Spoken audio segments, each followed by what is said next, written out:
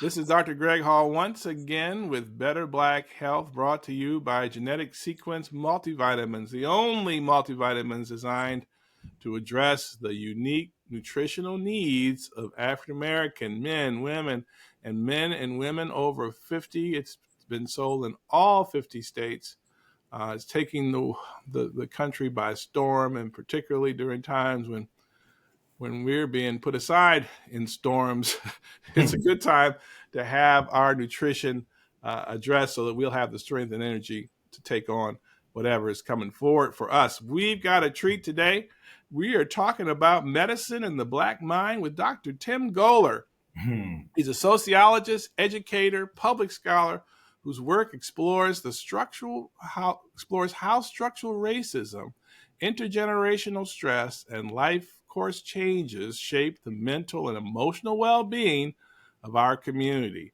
I've known Tim almost his entire life. He grew up in Cleveland, attended Cleveland Public Schools, as I did as well. Went on to earn degrees at both Cleveland State University and Case Western Reserve University. Mm-hmm. He's a veteran of the United States Marine Corps. That's a whole nother interview, I bet, isn't it?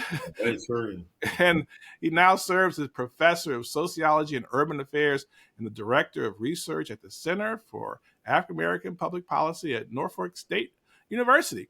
His work bridges academic research, community practice, and a focus on mental clarity, which I need, self-determination, and culturally grounded approaches to wellness. Welcome, Dr. Goler. Thank you. I appreciate this. I appreciate it. So it's great to have you. How are things in Norfolk? Sunny. It's beautiful. It's a beautiful day, so we cannot complain except for the fact that we got a tax on our people right now. So we do have a tax on our people. So as you guys know, I'm a physician. Dr. Goler is a sociologist. We kind of come to health in different ways. And so kind of when medicine meets mental and emotional and spiritual realities that are, our realities related to being Black in America, how do you think we're doing with that right now? Well, let me just say this first of all before I jump into that. I want to just thank you for having me on. You not only know me for a big portion of my entire life, but I appreciate you having me on because of who you are and what you represent in our community. And you've been on the front lines of Black health for a long time, so I'm honored to have this conversation with you. And, I also appreciate the opportunity because to answer your question, in my opinion, the mind is the foundation of everything, right? And really different from any other ethnic and racial group in America is the Black mind. I mean, and why do I say that? I say because Black folks, beyond every racial and ethnic group in America, have a distinctly different and uniquely established origins in the United States. Mm-hmm. Let me say that one more time because I'm saying it in a different way. I could say it another way, right? Black folks, beyond any other a racial and ethnic group in America, have a distinctly different and uniquely established origins in the United States. So that's why, having this conversation today with you about medicine and the Black mind is so important. We're not just asking about kind of how the body gets treated, but we're also talking about how we're going to show up out here whole and stable, so I appreciate So when you talk about that a unique difference, and so I'm older than you, and so I recently found out that African Americans have been here 400 years. So what white people came in 1607, and we came in 1619, a mere 12 years. So they were here 12 years and said, we're going to need some help. And initially went and brought the first African slaves to New England 400 years ago. And I always felt like we were more recent immigrants, but we still, even at that point when we came in a different way.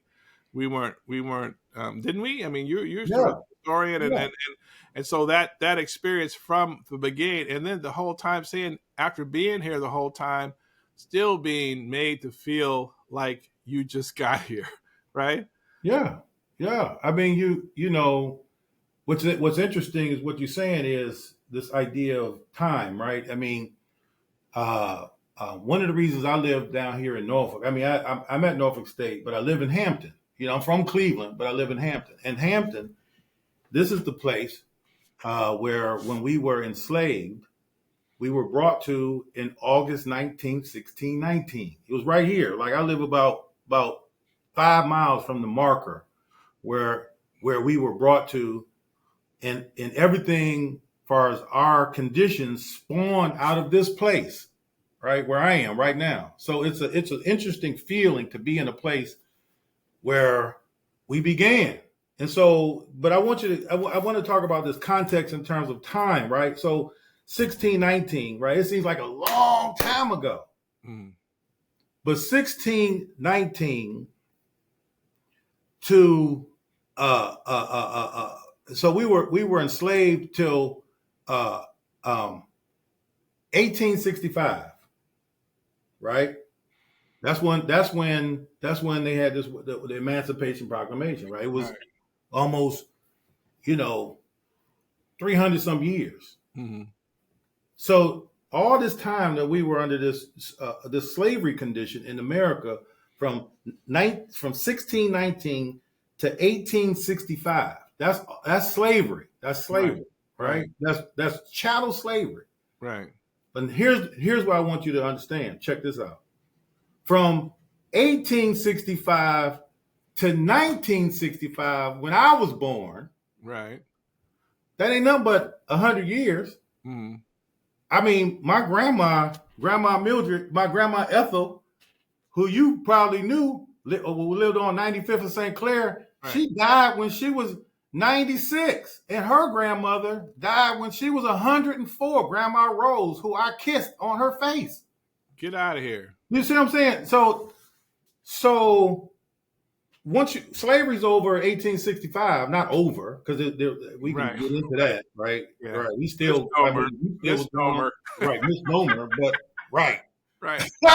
1865, and then from that point we had maybe the little 12 years what they call Reconstruction, right? That was when HBCUs and all this other stuff, popped up, and there was this period of kind of Black progress at that moment for, like, because they were trying to figure out, well, what are we going to do with all these Negroes now that we let millions of these Negroes free, if you will, as civilized? Well, we got to civilize them. We need to educate them. So they came up with, forms of education, right? HBCUs were part of that, right? Which I'm at one right now. So, but from that time until for the next 99 years, we were under what is called Jim Crow. That means we virtually had no rights. We didn't get rights until when you were born, wasn't no rights. Mm-hmm. Right. Isn't that crazy? I mean, think about that. Right.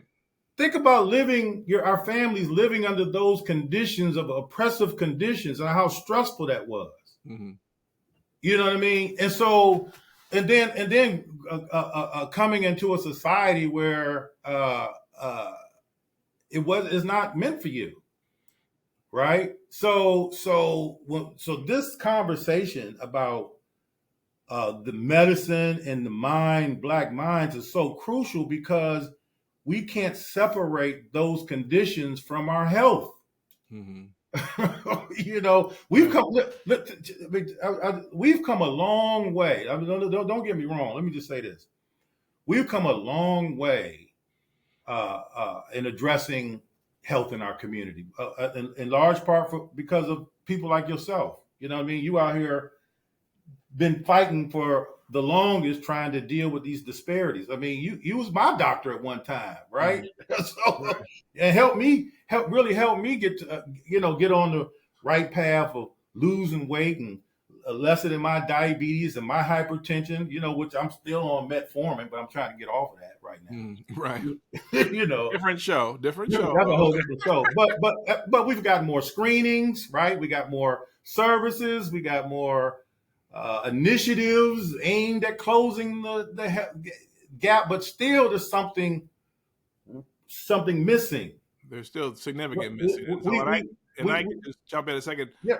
So the life expectancy of a black male in 1960. I was born in 61. You were born in 65. 1960 was 58. That was the life expectancy, and so now it's not great. It's 72. But that's a difference. That's just the time of in my lifetime, how we've been able to, and that's medicine for blood pressure, medicine for diabetes, dialysis, transplants, and understand, and Medicare, Medicaid, insurance, right?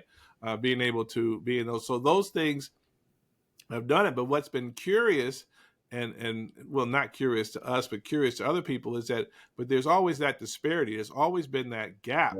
Right. That we've never been able to close, and that's where we are kind of in this discussion. And so you're saying that as medicine has not really addressed the trauma that we superficially think is in the distant past, when in reality you kissed a woman on the face who was a slave. Yeah. You know what I'm saying, right? My grandma Rose, that was my great grandmother's mother.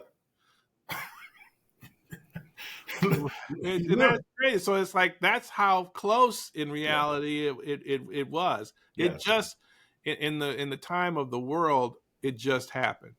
Yes. Yeah. And so what do we and traditional medicine is not addressing that trauma at all. Right. Right. Let me, this is why this conversation is crucially important, because you can't separate this conversation, right? I mean, we can hand someone a prescription, we can give them diagnosis, we can even build brand new clinics. But if people are walking around with foggy minds and heavy spirits and no real connection to who they are, then nothing's going to stick. We don't never really talk about what's happening inside our people. Mm-hmm. Like, and I'm not talking about biology, right? I'm not talking about what sits, I'm really talking about kind of what sits behind folks' eyes, if you will. Mm-hmm. The grief that we carry, the mistrust we inherit, the shame we never name, the confusion we normalize, right? Mm-hmm. And that confusion, here's the point. That confusion isn't random.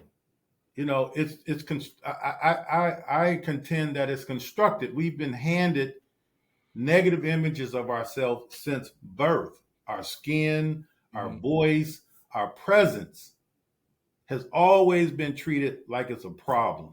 Mm-hmm. And I'm not talking about racism, right? I'm not talking about racism. I'm talking about it's an attack on our ego, on our identity, on the identity of Black people. It breaks down how we see ourselves before we even know who we are, right? So there's this brother I love. His name is Dr. Wade Nobles. Mm-hmm.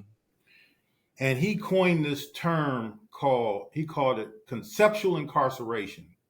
He called it conceptual incarceration. It's a mental prison built not with bars, but with ideas. He contends that, he says, it's the result of the unwitting adoption of erroneous concepts and ideas and views and opinions and theories about ourselves as Black people. Mm-hmm. as African people, and even about white folks and Europeans in the world. All these, we've adopted false concepts and false ideas. Remember what I just said? We were just talking about, right? We was enslaved for all this time. Then we're under Jim Crow up until you were born in Jim Crow. I was born at 65 when we just got. I mean, it's all still relevant. That's what I'm trying to say, right? And so, you know, the problem is once we let all these ideas, these false ideas, because of what we've been taught, how we've been conditioned in this society, we think because, I have a PhD from Case Western Reserve University in sociology that I am supposed to know something. But it depends on if I own those concepts and beliefs and ideas about what I was trained. Mm-hmm. You know what I'm saying? I could be worthless to our people. Right. Just because based on your education, right? Just right. I mean, but this happens from kindergarten all the way through, right? I mean, and that's the power of education, because you have the ability to shape someone's mind all day, every day. Why do you think they banning books? Right. So, but Tim, so it's like you paint a dark color, but a dark picture. What is it? Hopeless? Oh no, it's not. It's not. It's definitely not hopeless. It's definitely not hopeless. We have to begin to have these kind of conversations, and we need to do the internal work. Uh, of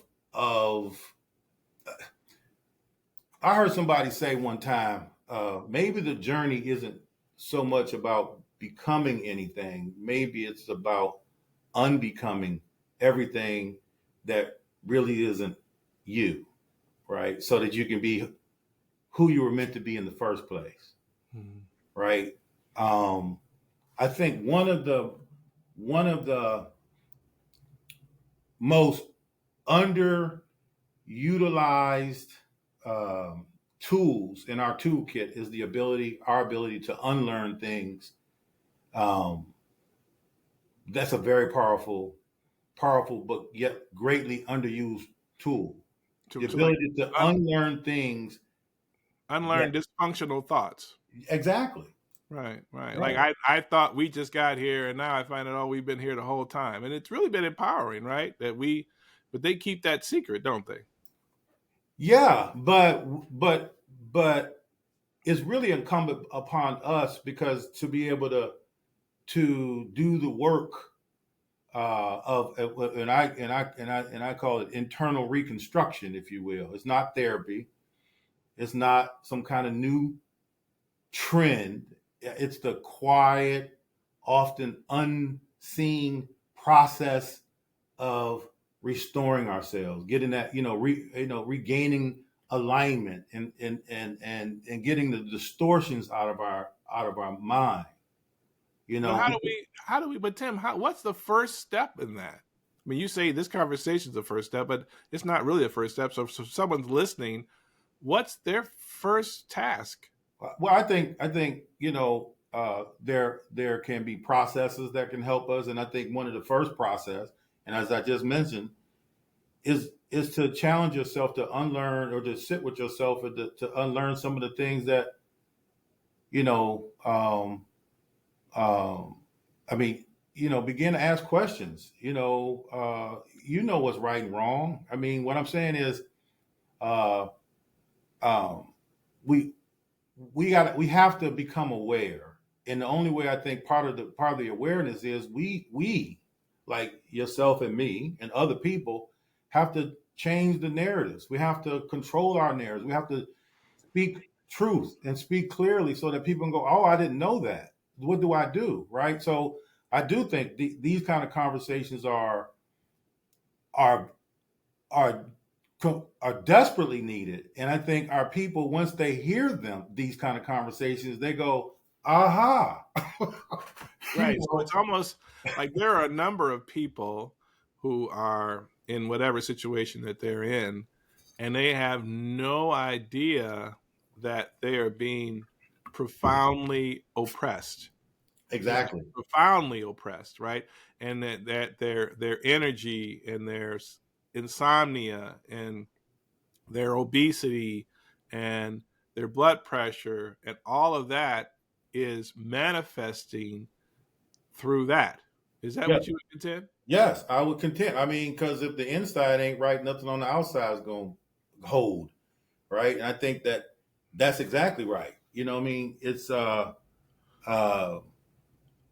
you can tell me all day long. You say, you know, I mean, you did it to me. It's like you need to do these things, and I just it didn't stick, and not until I got to a different place. Mhm. Yeah. Right.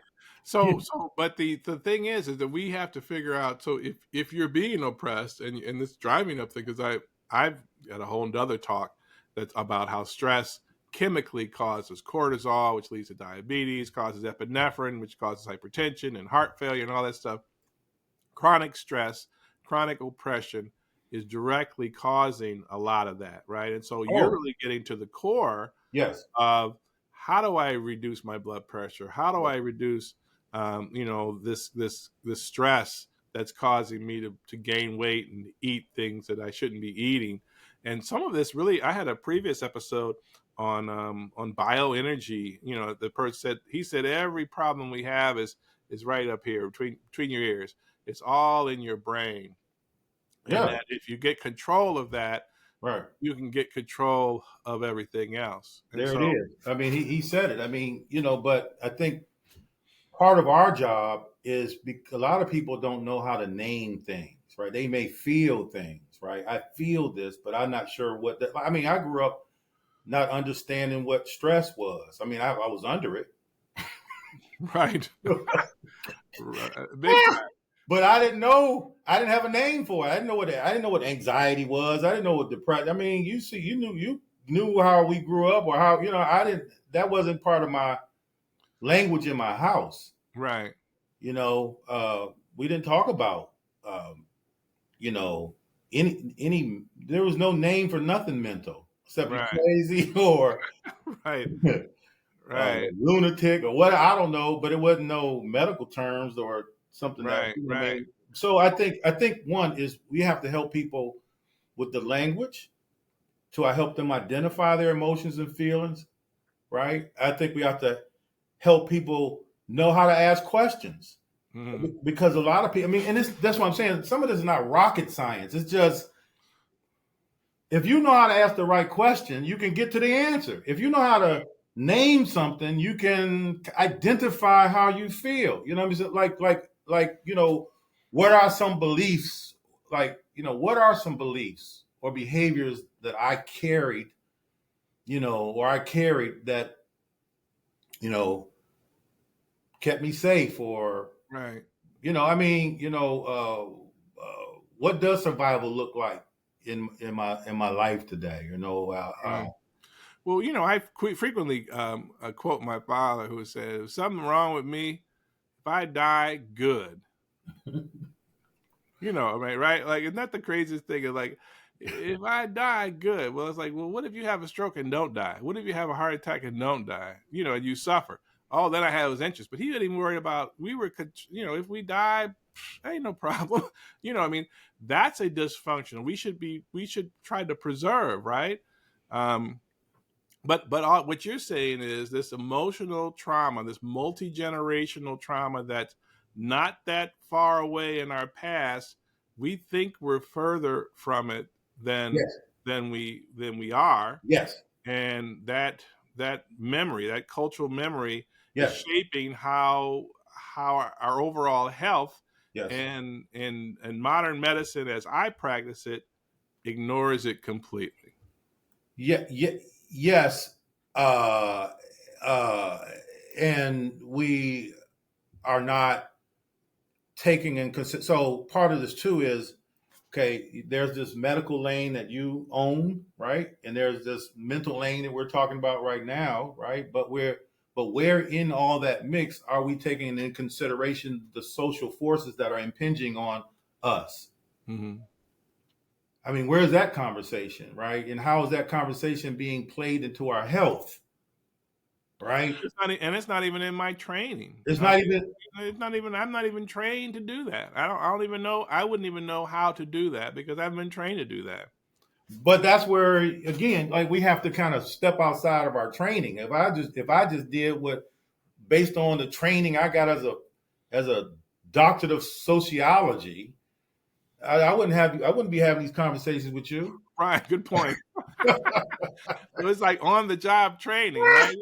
Well, I mean, you have to take you got to take the skill set that we gain and use it as a tool to figure out what you're doing, what we're doing to try to figure out how to help. So I'm saying that to say, yes, you weren't trained, and I mean, I haven't been trained to do, but that's again why we have to come up with our different paradigms. That's why I say in the beginning of this conversation, there's nobody like us I mean, our condition. That's why you wrote the books that you wrote, because that's why you have vitamins that's specific to Black people.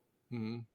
Because we can't use the same processes and the same tools to be able to mitigate these issues that we have. We got to figure out ways to do just what we're doing right now. Otherwise, it's just spinning the wheels. I think we're just you'll do the best you can. I'll do the best I can, but it's going to be hard to really help our people fully and close these gaps, because the problem is our people are fractured. So we're plugging holes and not really helping a person be whole. How much is the lost community? I mean, it's like in Africa, there was a big tribal community raising children, and we've lost a lot of that community. And maybe that's where that history comes from. Yeah, That's where the examples come from. Um, yeah. how do, but how do we do that? How But do we that's get everything. community back? I mean, listen, what you hit on is the nut of it all, right? It's our conditioning. The we like, if you think about what's going on in society right now, all this attacks and on us and as a people, in every sphere, and there's no pushback, there's no leadership, there's nothing that's really. That's why, like, the most important thing to me in this uh, is that if we turn this kind of pressure forces us to turn inward, and that's the most important place to be. And once we spend that time strengthening ourselves as individuals and as a people, and cleaning out this clutter and this fog, then we're able to see much more clearly about what we need to do, how we need to survive, and what we will die for. Mm-hmm. So it's absolutely impossible to do that, in my opinion, any other way, because then you're just operating with shells of people that may have degrees and titles and money, but we have no sense of unity, no sense of community, no sense of who we are as a people and why we exist. Amazing, amazing. This is Dr. Tim Goler, sociologist, educator, and public health scholar, who's been talking to us for the last 30 minutes about ways to improve the Black experience and ways to really address the emotional scarring that the last 400 years has put upon us, and a way to think about ways to go forward. Well, Dr. Goler, we're gonna come back Yeah. and talk again about this. I mean, this by no means is this over. This will be a series. Yeah. Medicine and the Black Mind with Dr. Tim Goler. Thanks so much for joining us. Much appreciated. Thank you We'll, so much. we'll talk some more. Okay.